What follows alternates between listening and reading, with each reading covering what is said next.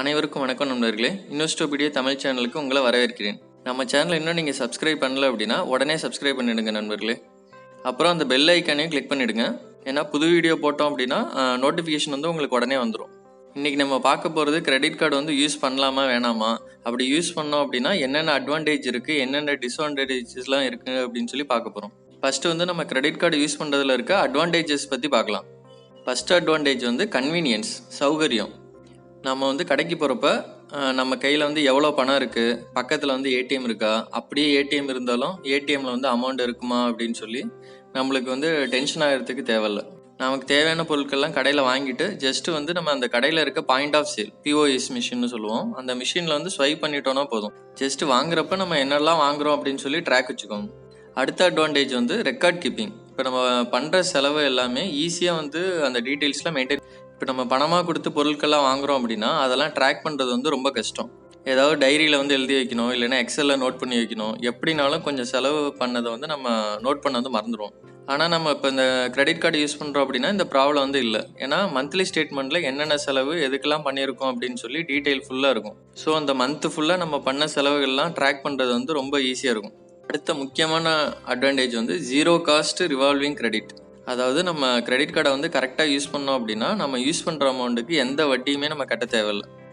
இதை பற்றி டீட்டெயிலாக பார்ப்போம். இப்போ நம்ம வந்து கிரெடிட் கார்டை வந்து நம்ம கரெக்டாக பிளான் பண்ணி யூஸ் பண்ணோம் அப்படின்னா நமக்கு வந்து எந்த இன்ட்ரெஸ்ட்டுமே இல்லாமல் நம்ம யூஸ் பண்ணலாம். இப்போ கிரெடிட் கார்டு இருக்குது அப்படின்னு சொல்லி கண்டபடி செலவு பண்ணக்கூடாது. மாதம் வந்து நம்ம மளிகை ஜாமான், டிடிஹெச் ரீசார்ஜு, மொபைல் ரீசார்ஜு, நம்ம காய்கறிங்க, பழங்கள்லாம் வாங்குறதுக்கு வந்து நம்ம வந்து கட்டாயம் வந்து செலவு பண்ணுவோம். இந்த செலவுலாம் வந்து நம்மளால் அவாய்ட் பண்ண முடியாது. இந்த செலவில் வந்து பணமாக கொடுத்து செலவு பண்ணாமல் கிரெடிட் கார்டு யூஸ் பண்ணி செலவு பண்ணலாம். ஒரு எக்ஸாம்பிளோட சொல்கிறேன், உங்களுக்கே புரியும். இப்போ நம்ம வந்து மாத மளிகை ஜாமான் வந்து 1ஆம் தேதி அன்னைக்கு 4000 ரூபாய்க்கு வாங்குகிறோம் போய் ஒரு கடையில். இப்போ நீங்கள் பணமாக கொடுத்தீங்கனாலும் இல்லை டெபிட் கார்டு யூஸ் பண்ணி ஏடிஎம் கார்டு யூஸ் பண்ணி கொடுத்தீங்கனாலும் அந்த அமௌண்ட் 4000 வந்து நம்ம அக்கௌண்ட்லேருந்து உடனே டிடெக்ட் ஆயிரும். நம்ம கையில் இருந்து அந்த 4000 ரூபா செலவாயிடும்.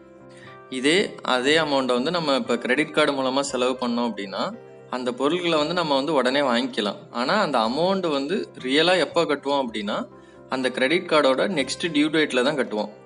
கிரெடிட் கார்டு ஸ்டேட்மெண்ட் வந்து ஒவ்வொரு மாதமும் 28ஆம் தேதி அன்னைக்கு ஜென்ரேட் ஆகுதுன்னு வச்சுக்கோங்க. இதற்கான டியூ டேட் வந்து அதாவது அந்த கெடுகாலம் அது வந்து அடுத்த மாதம் 14ஆம் தேதின்னு வச்சுக்கலாம். அப்படி பார்த்தோன்னா நம்ம வந்து அந்த மாத மளிகை ஜாமானுக்கு கொடுத்த அந்த 4000 ரூபா செலவு பண்ணது வந்து மாதம் முதல் தேதி. ஸோ நம்ம அந்த முதல் தேதியில் பண்ண செலவுக்கு வந்து கார்டு ஸ்டேட்மெண்ட் வந்து நம்ம அந்த மாத கடைசீட்டில் 28ஆம் தேதி அன்னைக்கு ஜென்ரேட் ஆகும். அது கட்ட வேண்டிய டியூ டேட் வந்து அடுத்த மாதம் 14ஆம் தேதி வரும். ஸோ நம்மளுக்கு வந்து அந்த 4000 ரூபா வந்து 44 நாட்களுக்கு வந்து எந்த வட்டியுமே இல்லாமல் கிடைக்கிது. கிரெடிட் கார்டு இல்லை அப்படின்னா நம்ம பணமாக கொடுத்துருக்கணும். இப்போ வந்து அந்த பணம் வந்து நம்ம அக்கௌண்ட்டில் தான் இருக்கும், நம்மளோட எஸ்பி அக்கௌண்ட்டில் இருக்கும். இந்த 44 நாட்களுக்கு அந்த நமக்கு கிடைக்கிற சேமிப்பு கணக்கு வட்டி வந்து நமக்கு வந்து லாபம். இதில் வந்து 2 அட்வான்டேஜ். நம்ம அந்த கிரெடிட் கார்டு மூலமாக கட்டின பணத்துக்கு வந்து அந்த 44 நாளைக்கு எந்த வட்டியுமே கிடையாது. ரெண்டாவது, அந்த யூஸ் பண்ணாத அமௌண்ட்டு அந்த எஸ்பி அக்கௌண்ட்டில் இருக்கிறதுக்கு நம்மளுக்கு வட்டியும் வேறு கிடச்சிட்டு இருக்கு. ஸோ வந்து கிரெடிட் கார்டு நம்ம கரெக்டாக யூஸ் பண்ணி டியூ டேட்டில் அமௌண்ட்டை வந்து கரெக்டாக கட்டிட்டோம் அப்படின்னா கிரெடிட் கார்டு வந்து கண்டிப்பாக ஒரு நல்ல யூஸ்ஃபுல்லான ஆப்ஷன். அடுத்த அட்வான்டேஜ் வந்து எமர்ஜென்சிக்கு வந்து நம்ம கேஷ் எடுத்துக்கலாம். நார்மலாக பார்த்தீங்கன்னா இந்த கேஷ் ஆப்ஷன் வந்து யூஸ் பண்ணக்கூடாது. ரொம்ப வந்து எமர்ஜென்சி, இக்கட்டான சுச்சுவேஷன் அப்படின்னா மட்டும்தான் இதை வந்து இந்த ஆப்ஷன் வந்து யூஸ் பண்ணணும். நம்ம கார்டுக்கு எவ்வளோ லிமிட்டோ அதில் வந்து 20% 30% வரைக்கும் கேஷ் வித்ட்ரா பண்ணுறதுக்கு ஒரு ஆப்ஷன் இருக்கும். இந்த ஆப்ஷனில் என்ன பிரச்சனை அப்படின்னா கேஷ் வித்ட்ரா பண்ண உடனே அதுக்கு வந்து வட்டி வந்து போட ஆரம்பிச்சிடுவாங்க. ஸோ இந்த ஆப்ஷன் வந்து யூஸ் பண்ணையில் கொஞ்சம் பார்த்து யூஸ் பண்ணுங்கள்.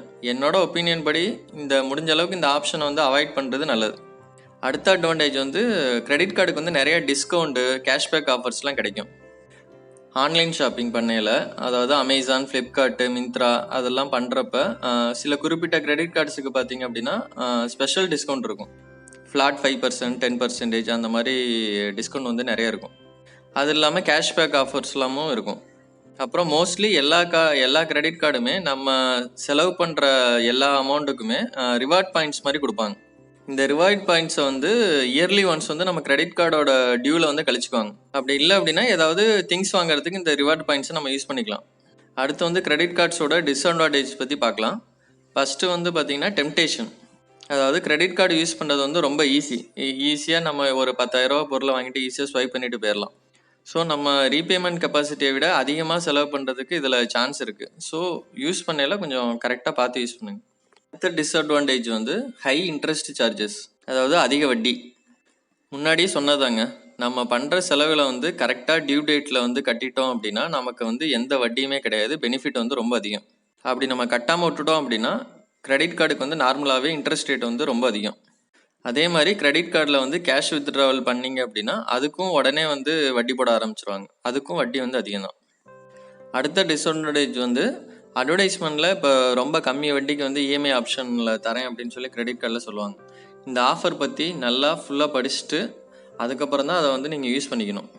மோஸ்ட்லி அந்த கம்மி வட்டி அப்படின்னு சொல்கிறது எல்லாமே ஒரு 2 மாதத்துக்கு தான் இருக்கும். திருப்பி 3ஆம் மாதத்துலேருந்து வட்டி வந்து அதிகமாக தான் இருக்கும். ஸோ ஏதாவது இஎம்ஐ கம்மி வட்டி ஆஃபர் அப்படின்னா நல்லா ஃபுல்லாக டீட்டெயில் படித்து பார்த்துட்டு அதுக்கப்புறம் அதை யூஸ் பண்ணுங்க. இப்போ நம்ம பார்த்த வரைக்கும் கிரெடிட் கார்டு யூஸ் பண்ணுறதுல நிறைய அட்வான்டேஜ் பலன்கள் இருக்குங்க. இது வரைக்கும் உங்களுக்கு வந்து லோன் ஹிஸ்ட்ரி இல்லைனாலும் இப்போ கிரெடிட் கார்டு வாங்கி மந்த்லி கரெக்டாக டியூ டேட்டில் வந்துட்டு ஃபுல் அமௌண்ட்டை வந்து கரெக்டாக கட்டிட்டு வந்தீங்க அப்படின்னா உங்கள் கிரெடிட் ஸ்கோர் வந்து அதிகமாகும். அதனால் நீங்கள் வந்து வேறு ஏதாவது லோன், இப்போ ஹவுசிங் லோனு, வெஹிக்கிள் லோனு அதெல்லாம் அப்ளை பண்ணுறீங்க அப்படின்னா அந்த லோன்லாம் வந்து ஈஸியாக கிடைக்கிறதுக்கு வாய்ப்பு இருக்குது. கிரெடிட் கார்டை வந்து நம்ம ஒழுங்காக யூஸ் பண்ணாமல் நம்ம தகுதிக்கு மீறி ஏதாவது பொருட்கள்லாம், தேவையில்லாத பொருட்கள்லாம் வாங்கிட்டு டியூ டேட்டுக்குள்ளே அமௌண்ட்லாம் கட்டாமல் விட்டோம் அப்படின்னா லாங் டேர்மில் வந்து இது நமக்கு வந்து ஒரு பெரிய சுமையாக கண்டிப்பாக இருக்கும், பெரிய கடன் சுமையாக மாறிடும். அதே மாதிரி நம்மளோட கிரெடிட் ஸ்கோரும் வந்து ரொம்பவும் கம்மியாயிரும். ஏதாவது லோன்லாம் வாங்குறது அப்படிலாம் ரொம்ப கஷ்டமாயிரும். ஸோ கிரெடிட் கார்டு வந்து கண்டிப்பாக கரெக்டாக யூஸ் பண்ணோம் அப்படின்னா ரொம்ப நல்லதுங்க. கண்டிப்பாக வந்து யூஸ் பண்ணலாம்.